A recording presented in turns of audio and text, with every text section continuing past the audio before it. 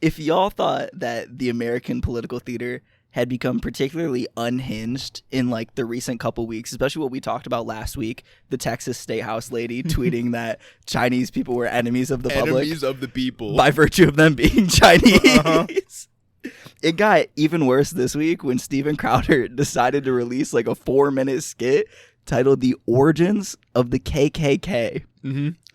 Fucking crazy already, right? So it starts off, Steven Crowder's normal setup, talking with his co-hosts, and he says that the KKK, as serious as it seemed, was the racism, it was all just a front for their little D&D group, where they would always get together in a basement and play D&D in their costumes, and the whole skit was really just to try to, like, make fun of the goofy names that the KKK had for their leadership. Yeah, which is like Imperial Wizard, Grand Dragon. Imperial Wizard, Exalted Cyclops. Like, don't get me wrong, their names are absolutely fucking stupid. Like, the KKK ranks stupid, and it's okay to make fun of white supremacists. Oh yeah, we do it all the time. You should. You should absolutely shame them. You just have to do it in a way where you don't minimize the horrible fucking acts that they've committed throughout history. To be fair, Steven Crowder was not trying to make fun of white supremacists. He is a white supremacist. Too bad. This was actually a video trying to appeal to a very specific portion of his audience. He was minimizing the KKK and their effect on minority groups because he literally agrees with core tenets of their ideology. Because he thinks that they are minimal. Yes. But anyway, like the skit starts off and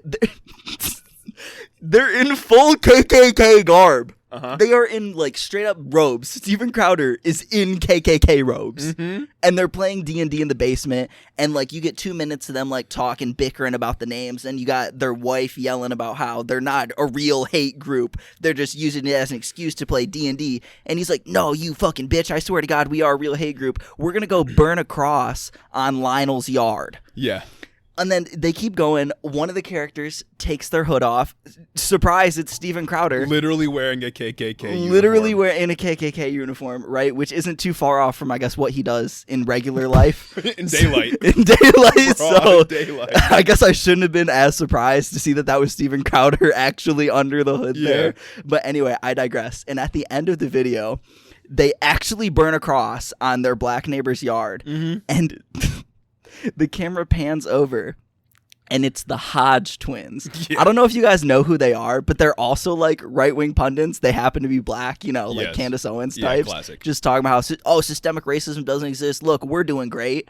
Just to minimize the struggles of every other person of color ever. Yeah. They're one of those kind of people. Well, they're those kind of people. And they just start making fun of them, calling like, oh, look at those nerds. They aren't really hurting me. They'll be back in the morning to clean it up. Uh-huh. Just completely minimizing all of the generational trauma that the KKK has caused and continues to cause. As if the KKK isn't literally a terrorist organization. As if the KKK isn't literally like active today. Yeah. Like, oh my fucking God, dude. Didn't organize like lynchings of actual human beings. The video is actually fucking crazy. Insane. Who thought it was a good idea? Who greenlit this? I understand that they're already like impaired. They do not have good reasoning skills considering their opinions and their takes. But this is just a step above. When the scene opens up of them in the costumes, I was just flabbergasted. And then the cross in the yard, flabbergasted. I encourage you all to watch it. It's horrible. The Republican Party is honestly just a competition for who is the most racist. At this day and age, that's what it is. That's all that it is. Yeah. Oh my God, dog. Woo. Woo. Woo-hoo.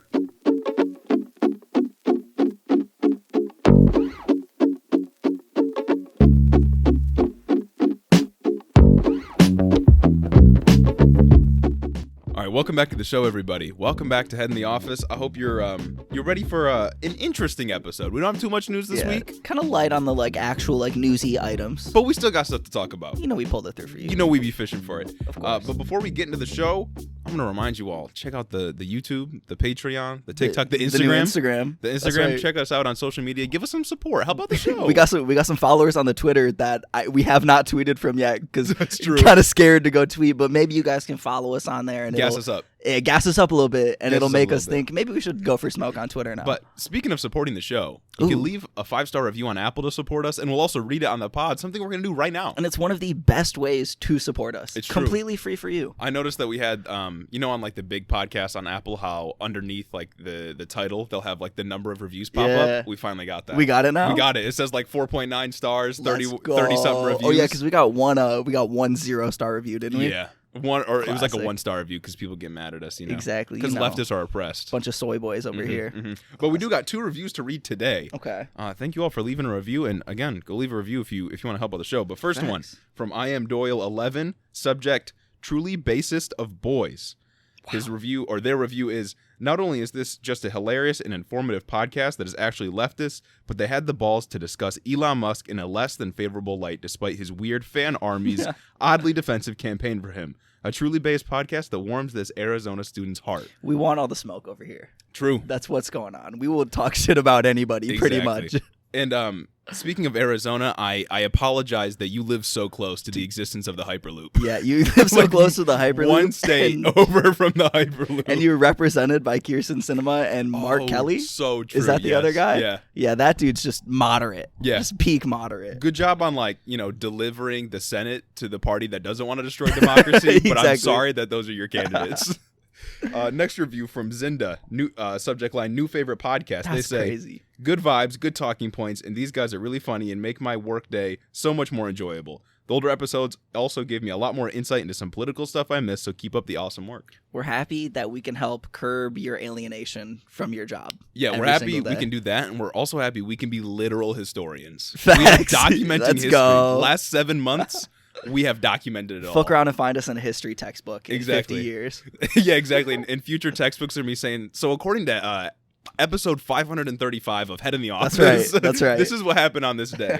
Exactly. We're historians. Thank you guys for leaving the reviews. Again, if you want to have it read on the pod, just check us out. Check us out. Leave a review. You know what to do. And we'll get to it. Guess we'll dive into the news right now. Yeah, we're going to dive into the news. So we have an update again on COVID. I'm so sorry. We have to actually offer an update on the COVID vaccine mandate. So as you all know, Biden, back in November, issued a mandate that all workplaces with over 100 employees are going to have to get vaccinated, or they'll be required to show a negative test every time they go to work. Mm-hmm. Or it was weekly testing. It wasn't even like every day. It's literally weekly testing. You're right. It was weekly testing. So not that inconvenient at all. And we mentioned before how it was challenged in court twice. One time it got overturned, and then that decision got overturned, so it was back in place. Mm-hmm. And wouldn't you know, Supreme Court's on the job. And I'll let you take a guess. They made a very reasonable, rational decision in light of all the evidence from the pandemic. Yeah. Oh, for sure. Within their ideologies, I suppose, because it's 6-3. Yeah. I'm sure you can guess which side that is, considering the makeup of the Supreme Court, the ideological makeup. Yeah. Shit got struck down real quick. Yeah, the vaccine mandate was addressed by the Supreme Court, and they shot it down 6-3, saying that OSHA does not have the authority to impose such requirements on businesses. And a quote from the AP said that more than 80 million people would have been affected, and OSHA had estimated that the rule would save 6,500 lives and prevent 250,000 hospitalizations over 6 months.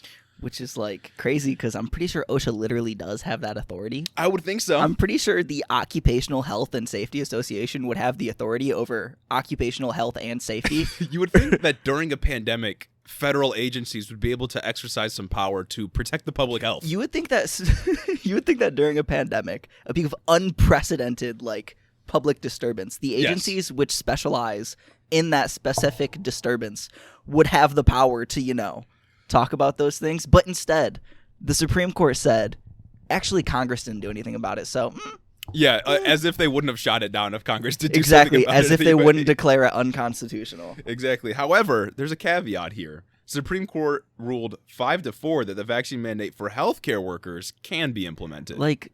What's the point? What's the point of implementing it for healthcare workers but not everybody else? I understand, I don't know. It's intuitive for them because they can only work on intuition because they don't really give a shit about anything ideological. Right. Intuitively, they're like, oh, healthcare workers, they're going to be around COVID more. Maybe they should have to have it. But everyone else is also around those healthcare workers when they go to the store, when they do anything. Come on. It's the same fucking thing. Everyone else is going to be around COVID because it's spreading at an incredibly high rate. Yeah, like it only intuitively makes sense for healthcare workers to have the mandate, but no one else. Yeah, the AP estimated that it was going to be about 10 million workers, or no, the impact will be about 10 million workers nationwide for the healthcare mandate, which again, it's like Supreme Court's acknowledging that vaccines do help when it comes to the spread of COVID or just like the impact of COVID infections on a population, but they only apply it in one instance. Like come on, just go all the way. Just finish it. If OSHA doesn't have the power, doesn't OSHA just not have the power? Right. But no, OSHA has the power here, but not there. Yeah, so, naturally. Gotta love the Supreme Court, historically making terrible decisions. But in a very specific part of the country that we always talk about, Florida, Ron DeSantis, in a very Ron DeSantis-like manner, said that he will not be enforcing the vaccine mandate for Florida healthcare workers. He announced this on a right-leaning podcast. I wish we could have got a scoop, but yeah, I wish he could announce it over. Can he even do that? Like, I don't know. I don't really know like how you would punish him if he doesn't. Isn't OSHA like a federal thing? Yeah, like he can't supersede. And he definitely can't supersede the Supreme Court. Wait a minute. What happened to Law and Order? I don't know. The party of law and order, huh? But he said, this is a quote from him, honestly, Roberts and Kavanaugh did not have the backbone on that decision. That's just the bottom line. So directly calling out some federal judges, which we're all for. Yeah, I do it all the time. We'll always call out Supreme Court justices. Exactly. But this dude is literally just upset he didn't get his way. No, yeah, literally. Yeah. It's okay. To them, it's okay to call out these justices when I don't get my way. But if you're calling them out, no, you just don't understand how the courts work. Do you really want the courts to be infested with ideology? Yeah. Like, that's their response when we call them out. Uh-huh. But they can just do whatever. Yeah, exactly. And his line of reasoning, he said, was that a lot of Florida healthcare workers have natural immunity at this point, so vaccines shouldn't be required for them. But the science that's not how that works. The science has showed for like a pretty long time that vaccine immunity is better than natural immunity in the simplest terms, in the most general terms. Yes, that's literally just strictly not how that works. And again, he's a politician, not a scientist. Yeah. Like, crazy, I know, to think about that, but just keep that in mind. And then he also immediately after started going on about how Fauci funded the creation of COVID-19 in a Wuhan lab. So, like, that kind of just summarizes where he was coming from to begin with. Oh, my fuck. They love talking about gain-of-function research, as if we don't need to actually do gain-of-function research to understand how viruses work. Yeah. Like, this is just what happens when you put scientifically illiterate people in charge of making policies based on science. It's not even that. It's just, like, conservatives that are on the fringes anyway, or maybe not even fringes at this point, maybe just mainstream conservatives. They're always like, gain of function, Bill Gates, Anthony Fauci, and it's like, dog, it's capitalism that makes you feel this way. It's just their new world order shtick. I know. You know? It's so annoying. Like, you're just being oppressed by capitalism, dog. It's much more simpler than you think. It's much more simpler. It's the obsession with the plot. Yeah, it's so much more simple to think, maybe it's the profit motive that I mistrust than modern science. No, because communism bad, Gage. So true. Communism is when no iPhone in Venezuela, and I need iPhone. I need it. I really do. So keep that in mind. Facts. If you're in Florida, stay safe. Exactly. Shout out to our one listener that dropped a review last week. You especially stay safe. I'm so sorry you're in Florida right now. If you work in the healthcare industry, maybe don't anymore. Yeah, maybe I'm actually very sorry for you. Yeah, I feel bad for you. But anyways, if you thought the conservative politicians' responses were bad, I want to talk about the regular conservative everyday American his response to this, right? So it seems like they yet again just don't understand their own ideology. And I say this because I was binging the r/conservative the other day. Naturally. The conservative Reddit thread, which I think is funny that it exists just by its own, because the conservative Reddit thread exists because in the r/politics thread, they all just get bullied out because their ideologies are so blatantly empirically wrong that they can't have a conversation with anyone else in the thread because they'll just get shit on. Yeah. So they made their own little safe space where they complain about safe spaces. Yeah, and here I thought, safe spaces on college campuses and then online forums were so terrible. Yeah. And they're a sign that you're a snowflake and you need to learn how to debate with facts. Jesus Christ. And you may think that I'm reaching by saying that this thread is born out of ridicule from r/politics when there are also there's leftist Reddit threads. There are r/neoliberal. Well, you see, those other Reddit threads don't make it so you have to have a flare tag so you can post.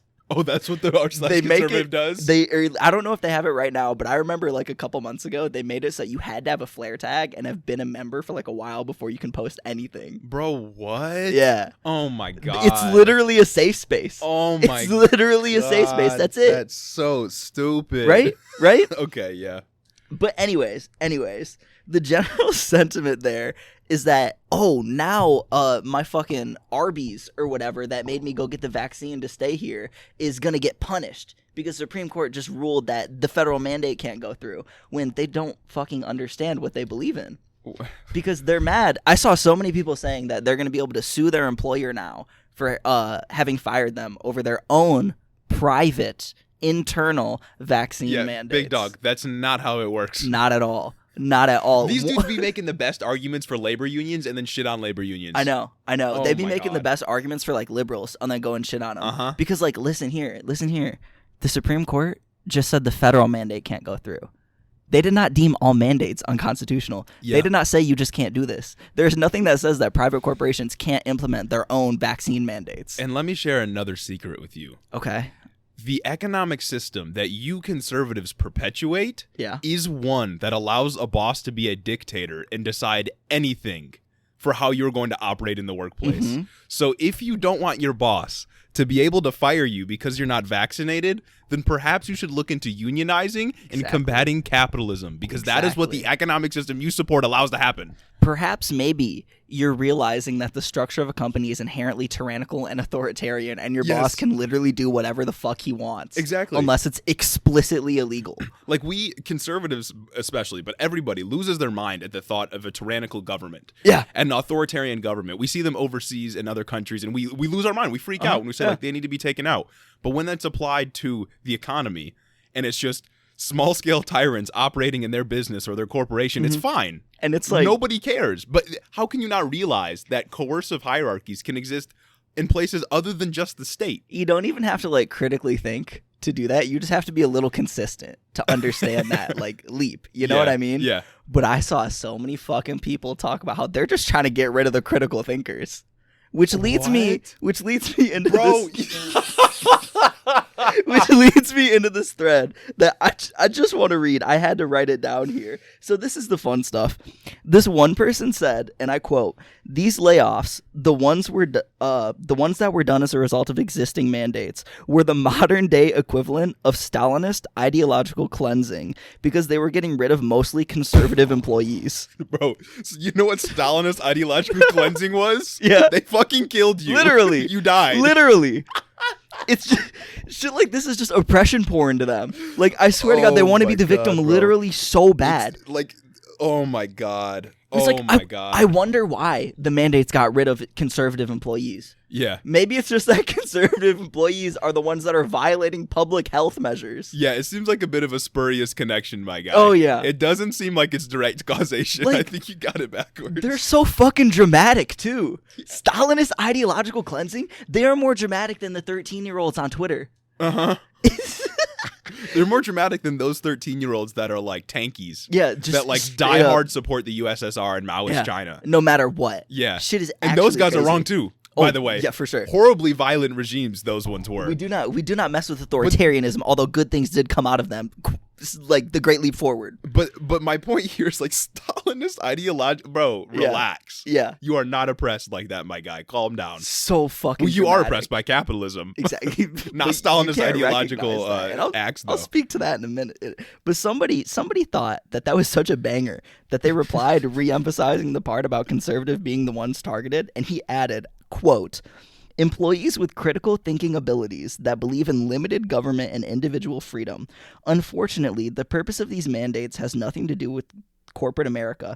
It's about purging the ranks of law enforcement, military, and intelligence services of remaining obstacles." You know what's been purging the ranks of the police force for the last 2 years? COVID. Yes. It is quite literally about protecting the ranks of the police force because, newsflash, buddy, the police exist to protect capital. The number one cop killer the last 2 years has literally been COVID-19.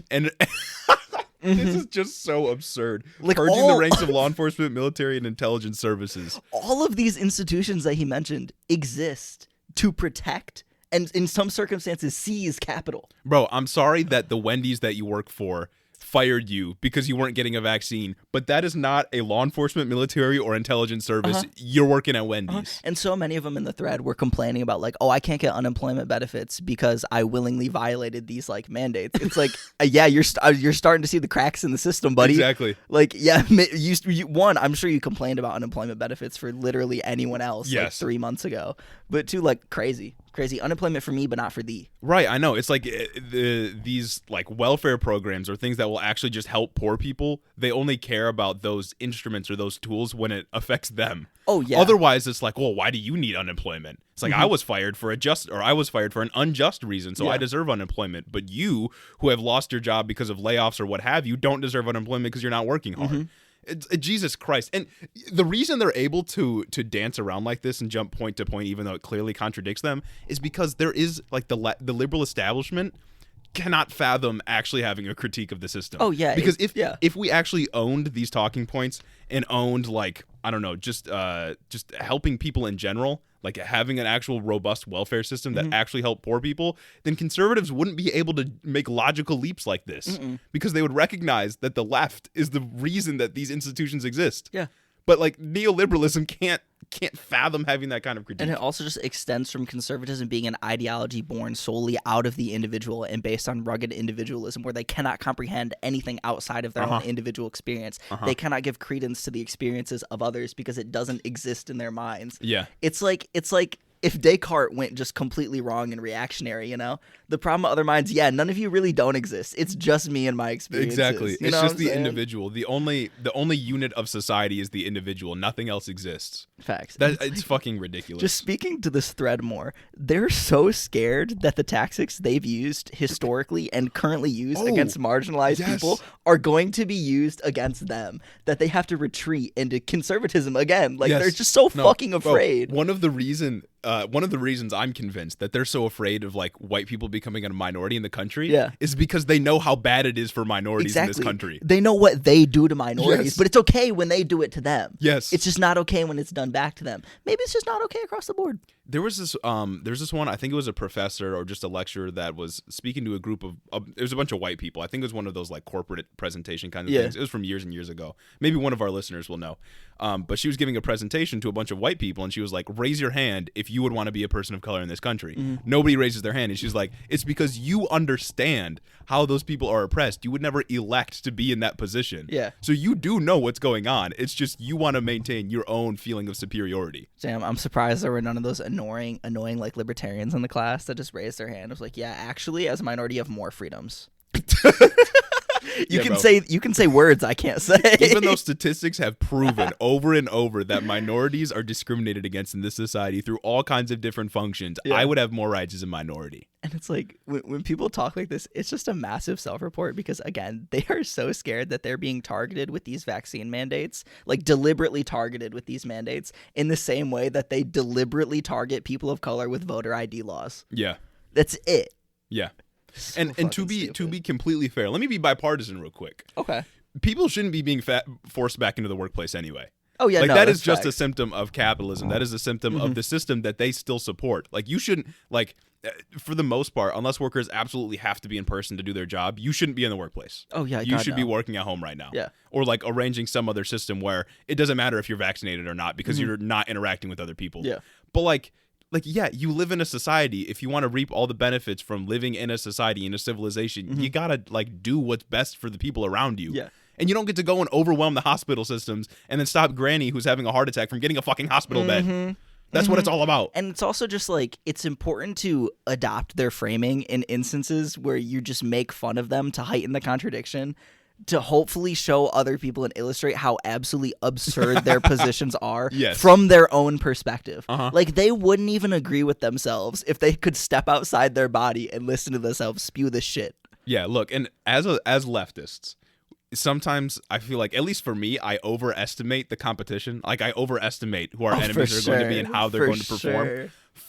By and large, our enemies, like on the opposite side of the political spectrum that we have to beat in order to create a better society, are just fucking dumb. Like, they are so stupid. And I often overestimate their ability to, like, rhetorically challenge our talking points. sometimes you just got to realize that the best thing to do is just laugh and make fun of them because they don't know what the fuck they're talking about. Honestly, personally, that's what I think. It's just you just have to highlight how fucking absurd that the things they think are. Yes. Like, that's really it. And speaking of just people on the right being literally dumb, let's talk about a specific senator and how he doesn't understand the fucking law. Okay. If any... I'll just get right into it. Gage so anyway. right now, live action, has an article pulled up. I do. I just had to bring it up for a little bit. Just a little bit lighter news, you know. Exactly. This Republican Senator, Roger Marshall from Kansas, plans to introduce a bill called the Fauci Bill. Okay. You want to know what happened to this dude? What happened to the dude? This dude, it was like some congressional session. Dr. Fauci was there, and he was talking about COVID. You know how they be briefing and shit. And he started grilling Fauci about his like financials, like his income. He's like, "Why aren't you disclosing any of your income?" Using the word brief very lightly because it was definitely not a brief. Definitely not. I don't know how the fuck to describe it. Anyway, it was a shit show. It was bad. Yeah, he's like yelling at Fauci, like, "What's your income? Why don't you disclose your income?" We haven't been able to find it. Yeah, and I guess Fauci was on like he didn't know the mic was on, and he called him a fucking moron. Yeah. So but also Fauci's response was like, I don't know what you're talking about. You can literally find my financial records. They've been public knowledge for the last 30 years. They are literally public. Yes. All you have to do, I don't even think you have to go to the extent to submit a FOIA request. I think you submit something like lesser than a FOIA request to get this information. Just view it. You can't just view it. You have to request it. Okay. But once you request it, you just get it. Yeah. And then all it takes is just one person to request it. And then you can just publish it. Like, that's it. And you can do that for, like, most upper-level federal employees. And this dude wants to just take Congress, use all of Congress's legislative resources to pass a fucking bill just making it so that it's just, like, straight-up published, which is, like, so fucking petty. That's what the Fauci bill is? Yeah. Yeah. Just because he's such a snowflake because he got called a moron. Yeah. There's no other pressing issues like, I don't know, voting rights, climate change, COVID, vaccines. And nothing else is pressing. It's Dr. Fauci's financial records. Yeah, it's the financial records of him and, like, other no-name federal employees. Which is, like, fine. Like, I don't have an issue with the bill. I just think it's funny coming from a conservative like this because he's so fucking petty and he's so dumb and he just doesn't understand how things currently work. I will bet you I'll bet you $100 right now that he is one of the people that is against having stocks be unallowed to be traded 1,000% by representatives. Like, I bet he's someone who is against that kind of ban. I would bet you that he is somebody who is actively committing insider trading with his congressional knowledge. I guarantee that he is in opposition to the ban on Congress members trading stocks. I bet he does not support that. Not at all. But he's like, well, you don't have your public record, or you don't have your records public right now, when he literally does. So it's such a waste of time. And it's like also just so he's like, so we can't see if you're on China's bill. Like, what if you're in the pockets of China? Bro, it's literally public. Bro, Trump's kids were on China's bill. Facts. In fact, I feel like most presidents, like, if their kids are old enough to be doing business, are probably on the bill of other countries. His kids are probably on the bill of other countries. Yeah, literally. Like, he's probably getting money from the Chinese government. If he could ever somehow find somebody to fucking mate with. His kids are probably getting money from the other Trump governments. was so close to the Chinese government. His kids were making so much money off of like Chinese markets. What was it? In like the first year or two of his presidency, Xi Jinping said he loved Trump. Yes. And I wonder why Trump was so fucking stupid. Trump was in bed with so many just like straight up just dictators, so like authoritarians. Sleazy. Literally sleazy. I know. I'm sure you all know about that though. There's this whole rhetoric around Trump, like, you know, he was fighting against the swamp, like drain the swamp, all this stuff. He's literally a swamp monster. He is a swamp. He is the swamp. Yeah. Ridiculous. He tricked a lot of people, but like, really did. I hope all of you right now know how clear it is that he's literally just the swamp. So I just wanted to like inform you all of that bit of news, and also just talk about how it's like they're literally just lying to the public too. By like pushing forward the idea that these public records aren't already, like, it's just another way to feed into cultural rhetoric, and they can pretend to be the white knights fighting for the freedom of information when they're just dumb, and they're just treating you like you're dumb because they think you're dumb too. Oh, because they know that a lot of people paying attention to conservatives are dumb. Exactly. Like, they a lot know of people their that agree with them are just dumb. Like, Trump had said many times that if he ever ran, like before he was running for president, if he ever ran, he'd run for the Republican Party because they're easy to trick. Like, they know you're stupid. Like, he knows Republicans and conservatives are dumb, so they're willing to trick them. Nobody holds more contempt for the conservative base than conservatives themselves. Like, conservative politicians. They will do anything. Dude, it's actually that's just how it be. That's just how it be. You know how we do over here. But switching over to the other side of the aisle, some liberals, because we're bipartisan. We're gonna reach across the aisle here. We're bipartisan. Talk about some liberals. we got to talk about New York. And you may recall us talking about the New York mayoral race back during the summer. Hell yeah. Lots of candidates in the field. The winner was Eric Adams, and he's been on the job for about 2 or 3 weeks now. Okay. And this is official head in the office statement. All right. I will announce this on behalf of head in the office. It's been bad for him. For real. He's probably individually doing fine, especially financially. I've probably not doing been fine. keeping up. But it's looking bad in New York City right now. Damn. I'll give you a brief synopsis. So just a week ago, one bad thing that happened was there was a massive fire in a 19-story apartment building in the Bronx, and the smoke ended up killing 17 people, including children. And like I said, smoke inhalation was what killed all of the people in there. And according to reports, the fire was caused by an electric space heater. Now, the New York City Fire and Police Department said they were devastated. They obviously showed up when it was happening, when people started calling 911. The owners of the building, Bronx Park Phase 3 Preservation LLC, they released a statement, and they said, quote, "We are devastated by this terrible tragedy and are fully cooperating with the fire department and other agencies as they continue to investigate." Now, dear listeners, I want you to take a pause and just guess what's going to happen next. You've got the owners involved, you've got the police involved, and you've got 17 people that are now dead. What do you think is going to happen? I haven't like looked ahead at this in the show notes, but I'm gonna guess that I know. Wasn't Eric Adams involved in real estate? Yes. Okay, so part of it. It's a little part of it. I'm gonna guess that he's got his hands on this somehow, and I'm gonna also guess that it's giving like similar vibes to what happened in Miami-Dade when the apartment building collapsed, and it's just the fault of buildings not being up to code. I gotta tell you something. You're right on the mark. That is exactly what happens here. So 22 residents of this building, they're filing a class action lawsuit against the owners for poor living conditions that resulted in the fire. Naturally. The lawsuit alleges that the smoke detectors were not working properly, which is obviously an issue. The owners failed to provide adequate heat in an intercom system, and there was no sprinkler system available.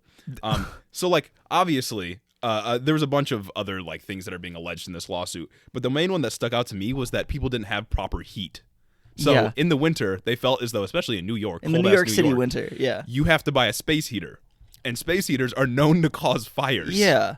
So this is literally a result of the people that own the building not keeping up with building codes. It's literally just not up to code. How do you not have sprinklers? How are your smoke alarms? I mean, we know how. It's because landlords are fucking the scum of the earth, and they don't give a shit. Yeah, and they immediately tried to blame it on, I don't know if we talked about it on here, New York's new law where all the doors in apartment buildings have to be self-closing. Do you remember that? We didn't talk about this. But you do you know what I'm talking about? I do not. Okay, well, there's a New York law where all the buildings and apartments have to close on their own now, like automatic closing doors. Okay. And I think the response right away was like, well, it's the fault of the doors. And then after investigations started, they realized that the doors had absolutely nothing to do with it. Yeah. How would they? I don't know.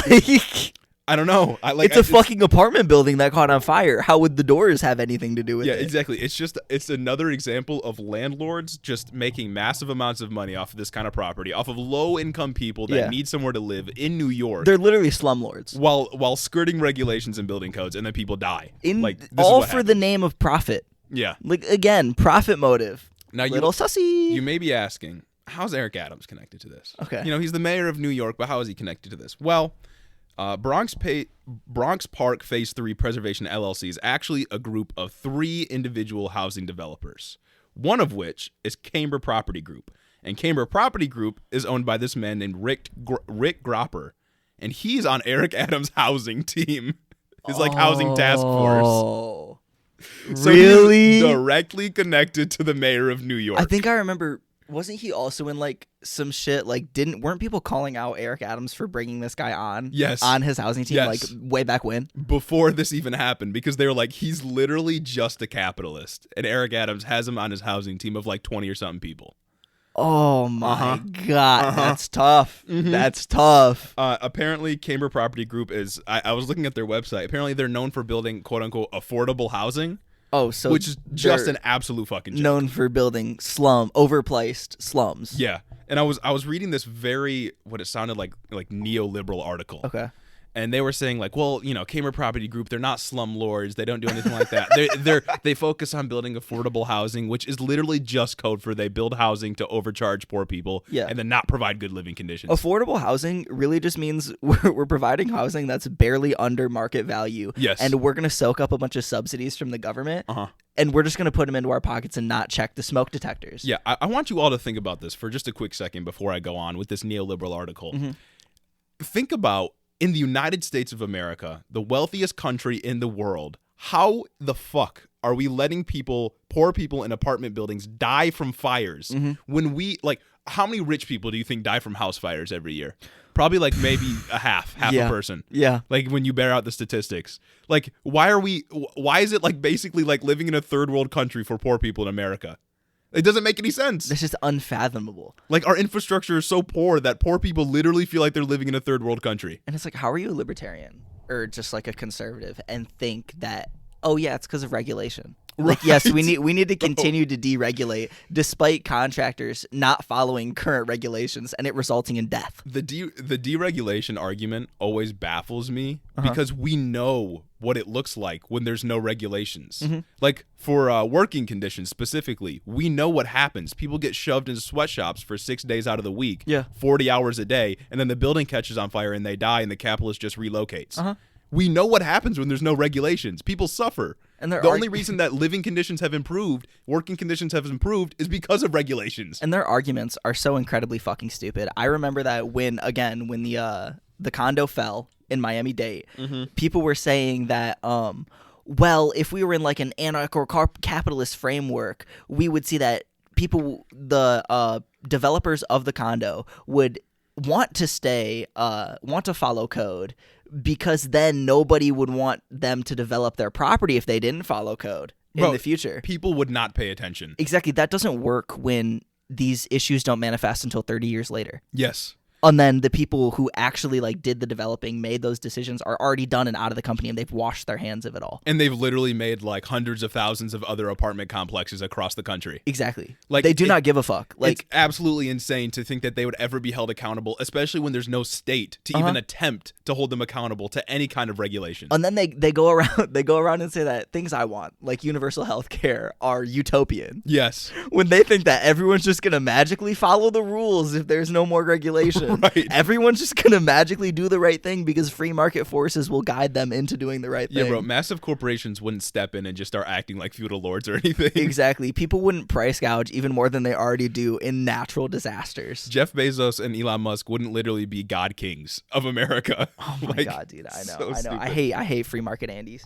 Anyways, this neoliberal article I was talking about, basically trying to give Cambridge Property Group a way out, give Rick Gropper a way out. Okay. They said, the situation is, in any event, more complex than a bad landlord. As one person who works in affordable housing world pointed out, the building had local, state, and federal oversight and funding, which should have met any safety issues that were identified and fixed. It just had funding. It doesn't talk about like the strength of the funding, like how much funding. It just had it. Even if this is true, like obviously there needs to be more oversight then.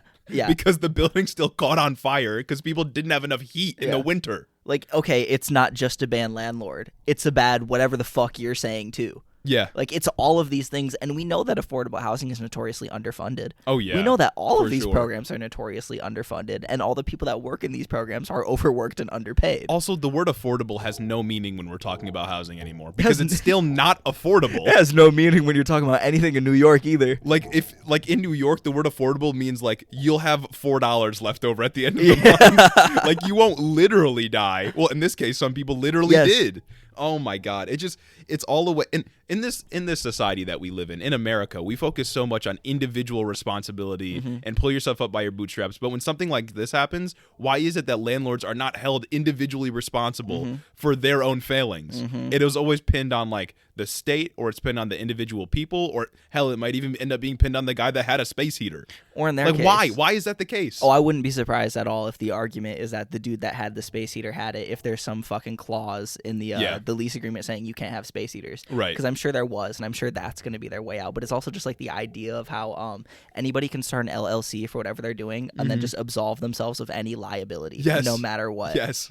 Like, that shit is insane. Me and Jeremy right now, we could start an LLC for head in the office, and we could go take out like some massive fucking loan and then just go bankrupt and not pay it back. Hey, yo, maybe we should do that. Actually, we couldn't take out like a massive one, because I know that if you want to actually take out a loan, this is another thing that's bullshit about capitalism. You see, there's a lot of things, but I'm gonna go on a little tangent for a second. Okay. If you have an LLC, if you have your own like small business, right, you can take out loans. They'll just based on your business's income that you do not have to personally sign for, as long as they aren't too big. So whenever people who have these small businesses talking about how they're going to be personally liable if their business goes under, that means that they're a bad fucking business person within a capitalist framework. Because if they're taking out these loans that are too big to like their business itself wouldn't be able to sustain the growth that they're projecting, and they have to personally back it with their own money, they are doing bad business. They are overestimating themselves. They are not doing what they're supposed to be doing if they're a good little capitalist, which none of them are, let's be real. Yeah. That's an oxymoron. Good capitalist. Exactly. Yeah. There's no such thing. But anyway, like, yeah, me and Jeremy could go take out a fucking loan right now. I'm sure it would be very small, considering we don't really make anything. We don't make that much. Thank you, dear patrons, though. Of course. Shout out to all you guys. You really help, honestly. Yeah. But we could go take out a small loan and just go bankrupt and never pay it back. Yeah, because companies are people. Yeah, we could go donate an unlimited amount of money to any political figure we would want through our LLC. Bro, it's because companies are people. Also, the argument against what you just said would be like, well, they're taking a risk, taking out a loan so that they can get their business running. It's like they don't have to take that risk, operates. The only risk they're taking is becoming a worker. Exactly. Like, what do you mean? And that's why kind of goes back to what we were saying before about how people are so afraid to become minorities. A capitalist understand how bad it is to be a worker. Oh, yeah. That's why they call it a risk. Exactly. Because they know that if they're subjected to the same conditions that they subject their workers to, they would absolutely hate it. That's what they're so afraid about. That's why they're like, you can't impose regulations, you can't impose further taxes because it might sink my business, and then I have to become a worker, and I know how bad it is to be a worker because I know how bad I treat my employees. Exactly. I know how much I underpay and overwork all of my employees, so like, what's good? Why would I want to do that? Exactly. Why would I want to be one of those plebs, one of those peasants? I want to be the king. I want to be the feudal lord. Yeah, capitalism is inherently exploitative of the working class. Exactly, but you know how it be around here. And we hate landlords as well because they're literally not workers. Get a real job. You just killed 17 people. Exactly. Anyways, moving on. Another bit about Eric Adams that he's struggling with. So on top of this housing controversy, which will probably die out or literally already has, COVID cases have been surging in New York. Yeah. And Eric Adams, he probably had a reasonable response, right? That was very respectful and didn't directly insult the working class, right? Because that's what they do in New York, right? Right? Right? Wrong. Actually, not right. Okay. Eric Adams, he said that he's not going to lock down New York for anything. He's not going to lock anything down for COVID, and that workers have to return to the workplace because, and I quote, my low-skilled workers, my cooks, my dishwashers, my Hold on, I got to get through the quote. Okay. I'll restart. Quote, my low-skilled workers, my cooks, my dishwashers, my messengers, my shoe sign people, those that work at Dunkin' Donuts, they don't have the academic skills to sit in a corner office. They need this. We are in this together. If you're not watching video, Gage is exasperated. Oh my god, dude. Yeah, literally befuddled right now. What the fuck? My low-skilled workers, they actually need you to fucking kill them. Realistically, I literally need to work my low-skilled workers to literal death for their own sake. Guys, no, don't worry, I'm helping you. No, I'm helping you. Yeah, he said we're in this together at the end. Yeah, Eric Adams, you go work as a fucking cook. We're in this together. Literally 18 hours out of the day. But the together is me thinking that you didn't serve me well enough, so I'm only going to give you a 5% tip. So maybe you're only going to get $7 for the whole hour you were serving me while you're literally serving me and then on my lunch break. You know what his reasoning was for this? Oh, God, what? He said that a lack of people spending money at these businesses hurts the economy. So he literally has to force people back into the workplace. You know what else hurts the economy? You know what else physically hurts human beings? People dying. Having COVID-19. People dying, death, disease. And then he said these low-skilled workers are a part of the equal system of this city. He said, we need you. You're a part of the equal system of the city. Now get back to work. Equal system? What the fuck does that mean? I don't know. That was what he said at the press conference. That's like... Yes. Yeah, I know. It's absolutely ridiculous. That is literally conservative framing. I don't understand what issue conservatives could have with this. But I know that I remember Ben Shapiro like last week shitting on New York, saying like lockdown New York, super lockdown COVID New York. It's not. It's literally not. No. Eric Adams is governing New York City at least as if he is a fucking conservative. Exactly. Now let's dissect this. He says low-skilled workers. First of all, cooks, not anywhere near not a low-skilled worker. If you don't know how to cook, like, I understand because it's a difficult thing to do. Yeah. Like, you are a high-skilled worker if you're a cook. Dishwashers, that takes a lot of stamina to be a And dishwasher. all these fucking jobs are physically demanding. Like, Yes. I'm sorry, it takes a lot to stand all day at Dunkin' Donuts and get fucking yelled at and berated By a bunch of rich fucking white people. by a bunch of high-skilled workers, even though we don't use those fucking terms. Mm-hmm. Oh yeah, no. The term low skilled worker is literally just a way to justify low wages and bad working conditions. Yeah, that's it. Because you think that because you're saying that their work can be considered something that is not a necessity to keep your economy alive, which he is saying it literally is. Yeah. He's saying it's a necessity. Why are they paid so poorly? Why are they forced to face a pandemic if they're so important? Because if they called them what they actually are, like economically valuable employees, then he'd realize he'd have to pay them. If they called them what they are, wage slaves. If they call them, yeah, literally. then he would be giving the game away. Yeah. Oh my god. Because he's bruh. basically saying that having these people work is a necessity to support the New York economy. But the New York economy, and really every economy, is just built on fucking people over. Yeah. Like, that's what it is. It is built on deriving as much profit as you can off of what you call low-skilled workers so that people that are high up in the economic totem pole don't have to do those low-skilled jobs and can just sit and do nothing. Landlords, And for example. And get their grande mocha frappuccino from the worker that's not paid enough at Starbucks that you didn't let unionize. They could get their $5 Starbucks drink that is literally like almost half of what the employee gets paid per hour. Yes. Like the employee dishes out like I don't know how many fucking drinks they serve per hour, but it is way more than they in dollar value than they actually make per hour. People at Starbucks are on a timer For real? to get orders through the drive-thru. They're on a timer. They have to hit a certain number of orders, or they have to like get an order done every however many minutes. That's insane. Yeah. They handle so much money like per hour to only get 10 of it back. Yeah. What's the deal? Worker could probably sell like 100 drinks, or like the group of workers could probably sell like 200, 300 drinks in the time that they're working. They don't see any of that profit. They see a very minute portion of that profit. It is absolutely absurd. And it's funny how fast essential worker changes to low skilled worker. Oh my God, yeah, literally. What happened to the essential worker parade? Well, no, because they can't call them essential workers. They can't call cooks and shit essential workers. I just, like, what's the point of using such a charged term? I know that, like it's charged for us, it's not charged for them, but like why call them low-skilled workers? You're just adding insult to injury. Well, I mean, he's implying that these low-skilled workers, quote-unquote low-skilled workers, are important for the New York economy, but then at the same time will make the argument that burger flipper is not a job that you should seek out.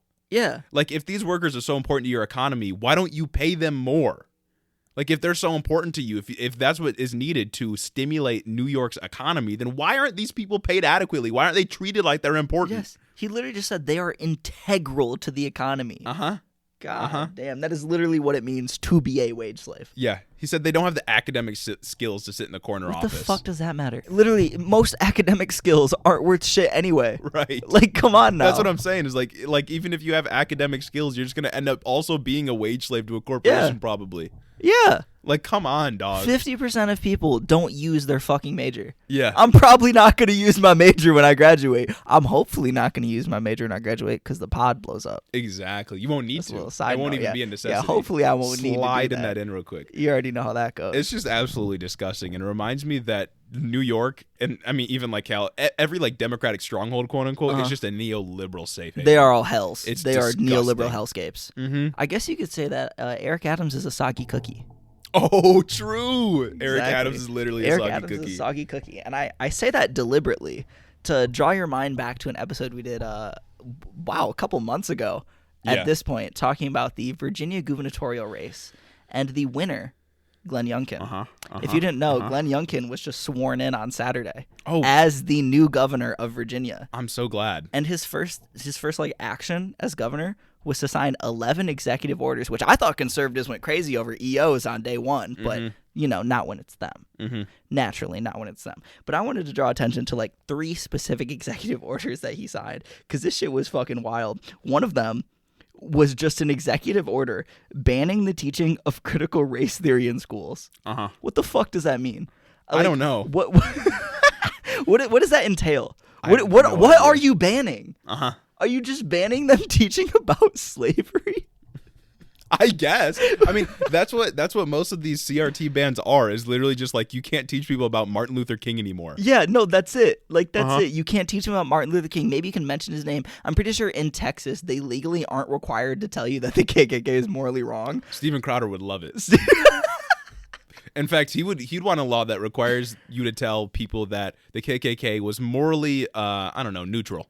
Yes, no, literally. Morally just a club. That actually, black people thought it was funny when they were burning crosses on their front yard. That's actually what was going on. That's what Steven Crowder would want. It was actually very funny It was actually very funny, and it was the Hodge twins because they're so cool and bass. Ha ha, funny. Yeah. It's so funny. But yeah, so that one's just like standard run-of-the-mill conservatives, and it's just funny because that's what he won his campaign on. He's doing that for the political clout. I mean, he's doing it for the points that he'll score with conservatives, you know? All of these are for the political clout. Okay, they don't fair enough. actually give a shit Fair about enough, any fair policy. enough. We already knew that, though. The other EO was about, and I quote, "It was to empower Virginia parents in their children's upbringing and education by allowing parents to make decisions on whether their child wears a mask in school." Oh my God. So it straight up banned mask mandates in schools. Banned them. They're done for. Bro. None in Virginia. Oh, man. Virginia was trending so well, too. I know. Virginia was slowly making their way out of, like, being a red state. Uh-huh. And here we are. All because of Terry McAuliffe. Here we are. You literally can't institute mask mandates. What happened to small government? Oh, yeah. What happened to small government? Wouldn't the school board be the smallest unit of government here that should have the ultimate authority on what is best for their school district? If you're a small government, Andy? They hate big state overreach, though. They hate it when the state is just massive and can make decisions for the entire area, the entire population. They absolutely hate it. Yeah, but it's okay when we do it. It's such a joke when they say that they want a small state. They don't want a small state. No. They want a massive state that'll do anything they want. They are authoritarian. They want a massive body that'll tell them that it's okay to treat minorities how they continue to treat them. They want a massive state that literally won't allow gay people to exist and will just deport every brown person they see. Facts. Like, that's what they want the state to do. Literally. So I thought that was just like fucking unhinged regularly. But then there's another one that kind of flew under the radar, but I just wanted to talk about it because it's just a strictly bad like thing. In general, this EO is withdrawing from the Regional Greenhouse Gas Initiative. Do you know what the Greenhouse Gas the regional? Shut no the fuck idea. up. No idea. I'm illiterate. You know what that is? No. You know about carbon credits? Yes. That's what that is. Oh, it's just a carbon credit thing? Yeah, it's like the horrible like neoliberal market-based initiative that sets caps for like total emissions, right? And then it auctions off like carbon credits to sell to like local power plants and local industries. And he said, "Yeah, that's actually too leftist. It's a for carbon us. credit thing for businesses." Yeah, I thought it was sells it to businesses. There are carbon credit systems where, like, as an individual, you can like figure out how much carbon you're producing. Oh no, not like your individual carbon footprint. And then you can pay a company to go take that carbon like out of the atmosphere. So like it's like net negative carbon for you. You're talking about just like the broken system that allows Elon Musk to get away with like tax fraud. Yeah, I'm talking no, literally, because that's what he does too. Yeah. I'm talking about the system that it's like, okay, you as a fucking coal facility can output this total amount of carbon, and you can buy carbon credits. So you can do that without like being fined. Whatever. It's an incredibly like peak neoliberal policy. It's all quote unquote market based, and it's already not enough. And then companies can sell their carbon credits to other companies to make more money. Yeah. Something like the carbon credit doesn't exist, by the way. It's just a number like on a computer. Yes. They can, because this is what Elon Musk does, is you can get I don't know if he does carbon credits or if it's like electric vehicle EV credits. One or the other. Yeah, he'll sell those credits to companies that are like trying to start making electric cars or like need those credits, and he'll just make a bunch of money off of it. Like I'm pretty sure he sold like to GM last year specifically. Like that was a big story about how he made a bunch of fucking money from selling his credits to GM. But yeah, horrible fucking neoliberal system. And then GM gets a bunch of tax breaks because they have credits. Literally. Like that's all literally. It's just it's a pyramid. Like it's a scam. It's a horrible system. It does not get the meat at the real issue. But that was too fucking leftist for this guy. Yeah. Oh, and God. he said, yeah, we need to get out of this. And actually, you could just emit as much carbon as you want as a Virginia industry. Oh, my God. Joe Manchin's going to move to Virginia. He's going to move EnerSystems to Virginia. He's going to cut the West off of that name. Oh, my I wouldn't be surprised. Oh, maybe that's a good thing, though. Cut the West off that name, make DC a state. Oh, true. Hey, maybe we just solved a political issue here. Make one Virginia, make DC a state, then you keep all 50 stars. Nobody has to change the flag. Facts. Also, merge the Dakotas because I don't like them. They also suck. Kristi Noem is the devil. Kick Florida out of the Union and Texas. Cut our COVID numbers in half. They can secede if they want to. Exactly. And then we ban travel from them because they are the epicenters of the world. Yeah, we can allow it. Yeah. We can allow Sorry, our dear listener that lives in Florida. No, but that's crazy. Virginia's taking a turn for the worse. I mean, we knew this was going to happen, though. I just don't understand why you're withdrawing from that. You're literally taking a stand like that climate change is good. Like you're fighting against humanity here. No, his stance is like emissions are good. Or emissions are okay. His emissions don't do anything. We are going to withdraw from like a program that already wasn't enough. Which is a theme with conservatives, let's be real. But I just thought that was funny. Just wanted to highlight that, you know. Oh, man. The Industrial Revolution and its consequences. Oh, Terry yeah. McAuliffe losing and its consequences. Yeah. Oh, God. All right. So to round out the episode, since it's MLK Day on Monday, 2 days ago for people that are listening on Wednesday, but tomorrow for us. True. I wanted to talk a little bit about Martin Luther King. Martin Luther King and his legacy, his whitewashed legacy. Yeah, absolutely. You know, he's treated by everybody from the center left to the far right as this, you know, guy that is just fighting for equality. That's all he was. He was just a guy that wanted equality. He just wanted to be treated like the white man. He's just a guy who is peacefully, quote, and I emphasize, peacefully fighting for equality. Yeah, everybody from the center left to the far right always post pictures of him and thank him for his efforts. Maybe not the far right because they're just racist, but like, you know, center left, center right, they'll just post pictures of him from back in the 60s, the protests, and be like, we're so grateful for Martin Luther King today, Martin Luther King Jr. Day. Thank you for the day off. So I want to talk about Martin Luther King. Oh, great. And what he really stood for. So just to start off, I'll be blunt. Martin Luther King was literally a socialist. Oh, yeah, he was literally a socialist, and he was not as peaceful as people think he was. No. Not at all. Not at all. Because motherfuckers on the way always talk about, yeah, why can't you guys protest like Martin Luther King? Why can't Black Lives Matter be like the civil rights movement? Yeah. It is. Yeah. It's just literally, it is like the civil rights movement. I'm surprised it's not worse, you know? Oh, yeah, there were so many riots. Oh, my God. The Was it the Montgomery bus boycotts? John Lewis, the bill that the voting rights bill is named after, that John Lewis was almost beaten to death on a bridge during a march during the civil rights movement. Yes. He almost died. Like, shit was actually absolutely insane. Yes. It was actually insane back then, too, and rightfully so. They are fighting for civil rights. It's a fight for civil rights. It was, it reminds me of, I don't remember which political commentator it was, some conservative, they all blend together, could have been like Charlie Kirk, Ben Shapiro, any of them, but they posted a picture of like a Black Lives Matter protest next to a civil rights protest, and they're like, if only they could be more like Dr. Martin Luther King, and be more peaceful and that kind of stuff, and it really reminded me of when Abby Shapiro posted like, oh, who was it? Somebody next to Nancy Reagan? Who was it that she posted with Nancy Reagan? Fuck, I can't remember. It was some like, I don't know, current cultural icon, and she's like, this is what promiscuity looks like, and pointed to Nancy Reagan, was like, this is what it looks like to be a woman, I think a lady. it was Madonna. Yeah, it was Madonna. It was like, don't be promiscuous, be like Nancy Reagan. And that's when the throatus meme started coming out. Nancy Reagan, the throat goat, the Secretary of State. Apparently, she was like a very sexual person. Throwing neck. Nothing wrong with that. Yeah, that's fire. Actually, do as you will if it's consensual. Yeah, but like, it's just so funny how they try to compare things that are just. They're so bad at it. They're so bad. They're horrible. They do not understand historical context. Anyways, not one bit. Anyways, Martin Luther King was literally a socialist. He demanded economic justice as much as he demanded social and political justice. Like, he didn't just want black people to be able to vote. He literally wanted to eliminate poverty. Yeah. And he recognized capitalism was the problem. He knew that, like, corporate power, corporate influence, and the state's protection of that influence was the issue. Yeah. And the reason, or part of the reason, that so many black people suffered in America. But you literally will never hear a reactionary talk. You'll never hear a liberal talk about that aspect of Dr. King's legacy. I mean, I had history classes with, like, liberals in high school. Yeah. And they did not teach you about this. They taught you that, you know, Martin Luther King was a good dude, a leader, a hero of his time, but they never talked about this stuff. But they also taught you that Malcolm X was a demon. And that he was way too violent, and he was actually way too radical. The Black Panthers were way too radical, even though Fred Hampton, literally killed by the police, for bringing free lunch programs to schools. That's it. That's it. History today paints Martin Luther King as like a guy who just wanted equal rights, a dude who just wanted, you know, black people to be treated the same as white people in society, and that he accomplished his goal before he died. Yeah, that's how they always treat him. That's the biggest fucking thing. The biggest one is like he made it. Like racism was gone. The Civil Rights Act literally legislated away civil rights. Yeah. I mean, not civil rights, literally legislated away racism. Yeah, and like the education system teaches us that, like I said, Martin Luther King was a hero of his time, which he was, but he was also literally treated as a terrorist. Like he was one of the most hated people in America. Wasn't he by the the FBI's whites. most wanted?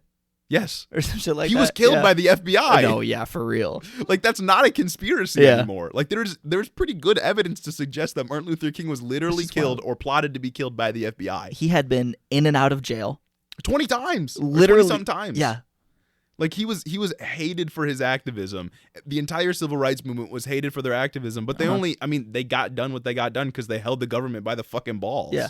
They never want to talk about the civil disobedience aspect of Martin Luther King's legacy. Yeah. They only want to talk about the marches, the peaceful marches, and maybe a couple of the speeches that weren't about capitalism. And now racism is gone, of course. Yes, and that successfully ended racism. And Martin Luther King was never only arguing for desegregation and like equal voting rights, that kind of stuff, although he was, but he was also arguing for like the end of U.S. imperialism and the end of the violence of people in poverty.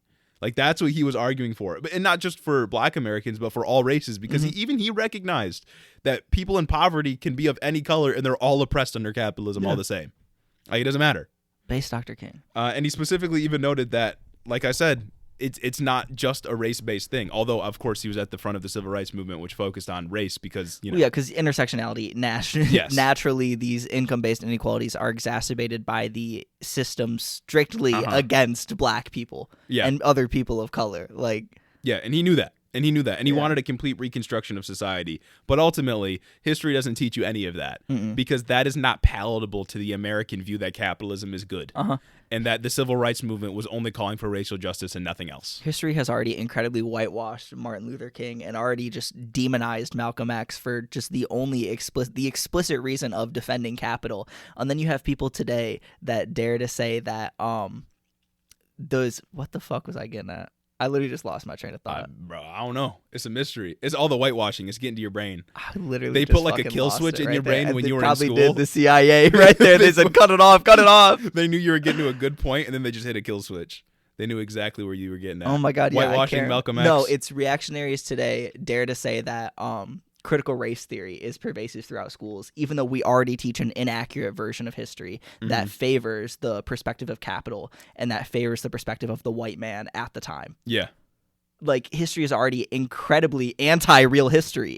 We aren't teaching people accurate American history already. Yeah. And then people like Glenn Youngkin sign executive orders saying, actually, we want that shit to be even worse. Even more wrong. We want to just derail this even more. I want you all to keep this in mind when you see people inevitably tomorrow for us, but a few days ago for you, when you see people like Chuck Grassley or Ted Cruz post Martin Luther King on their timeline on Twitter, and they say, "Thank you for your service, Dr. King. You'll always be remembered."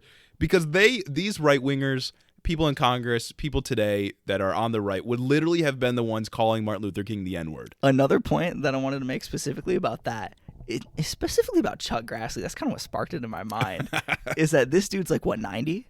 Or 80? 80 One of the oldest members of the Congress, yeah. So he's like 80, or Nancy Pelosi's 80. He might be 90, or like 87 or some shit like that. He's pretty old. Anyway, he literally went to a segregated school. Bro's there. There are multiple people in Congress that went to segregated schools. I saw this on TikTok the other day about how Obama is the only president that's young enough to not have gone to a segregated school. Oh my God. Wild, right? Joe Biden went to literally a segregated school. There are multiple senators that were there that could have thrown rocks at the Little Rock Nine. There are multiple senators that were there, and I would imagine actively protesting against civil rights, considering that Bernie is the only one pictured protesting for civil rights. I was going to say there's only one senator I can think of that has pictures protesting with the civil rights movement. I think he's literally the only senator pictured protesting with the civil rights movement. It's insane. I know Joe Biden always talks about how he was there and, like, you know, protesting with the civil rights movement. It's like, I doubt that. He literally couldn't have been, though. Considering that in the 90s, he then called them super predators and passed the crime bill. Exactly. So what's going on there, Joe? Oh, my God, I know. Man, that's crazy to think about. Yeah. Some of them were probably there fighting to keep segregation going. Wow. So just remember that whenever you see them posting about it on Twitter the other day, talking about how great Dr. King was, they probably actively hated him when they were young. Yeah. And also just remember that the Supreme Court, although they made, like, you know, 2 good decisions towards the latter half of the civil rights movement with Brown v. Board to, like, end segregation and stuff, literally before that had made decisions to keep slavery going and made decisions to keep segregation going. Oh, yeah. Like, for a very long time, they had no interest in changing anything. For a very long time, they upheld just vehemently racist things. They change with the times. They're not like an unbiased body. Not at all. You know what I mean? Not at all. And this kind of whitewashing or just general defanging of radical leaders happens all the time. Like Thomas Paine was a very radical person, probably would have been considered a socialist if he had been alive now. People like Nelson Mandela, Albert Einstein, George Orwell was literally a socialist. Yes. Like all of these people were very, very radical, but they've been whitewashed or toned down to be a lot more palatable to people and to protect those in power from regular people learning about radical ideas. Yeah. That's all it is. That's all it is. So keep that in mind. Just remember that. When you see liberals or conservatives posting about Martin Luther King on the timeline, because Just he be literally like- wanted an end to capitalism. Just know that I know you're not really about that. Exactly. I know you won't debate it, especially but- like the liberals at the time literally only hopped on the civil rights movement when it was popular. I know we talked about this last week, Yeah. but it's important to say it again. They didn't hop on it till that shit got popular. They Hillary didn't hop Clinton on till didn't it got support it. mainstream Bill support. Clinton didn't support it. Oh God, no. Definitely not. Until it polled well. Exactly. Once it polls well, then you're good. But You're don't Gucci. fall for these tricks. Don't fall for these tricks. Call them out on Twitter. Be confrontational. Start a conflict. Maybe we'll be confrontational. If Chuck Grassley dares to tweet something tomorrow, you might see the first tweet from that in the office account. Bro, shut the fuck. Shut your dinosaur ass up. Bro, you're literally old enough to have been calling him racial slurs, and you probably were. You probably literally went to a segregated school. Let's be real now, Chuck Grassley. Please shut Exactly. the fuck up. Anyways, thanks for listening to this episode, you all. Don't be tricked by silly attempts for people to idealize Martin Luther King without them actually believing anything that he actually said. Appreciate y'all listening to the episode. But before we You go, already know how it goes. we got to give a special shout out to the people that support us on Patreon. We got to give a special thanks to Cricket Scrapbook Layouts, Nikki Nine Lives, Caden Kraut, Terrence Nicholson, Chris the Postman, Christy Beck, Omar Zuno, Abigail Cox, 40% Spite, Thalia Katz, and my mom for supporting us on Patreon. Let's go. If you all want to have your name shouted out, you already know what to do. Head over to the Patreon. It's in the description. Check it out. Getting to be a big list, but we can keep reading it. Get into a bit. I don't mind a little reading. I don't mind keep reading this every week, and it gets bigger. Unlike conservatives on Reddit, I can read. You know what I'm saying? Facts. I can read. I know how to do it. So check out the Patreon. Support the show. You know it's good. 5-star reviews, all that jazz. Follow the Twitter, follow the Instagram. We might start tweeting. Exactly. We'll see y'all next week. Have a good one.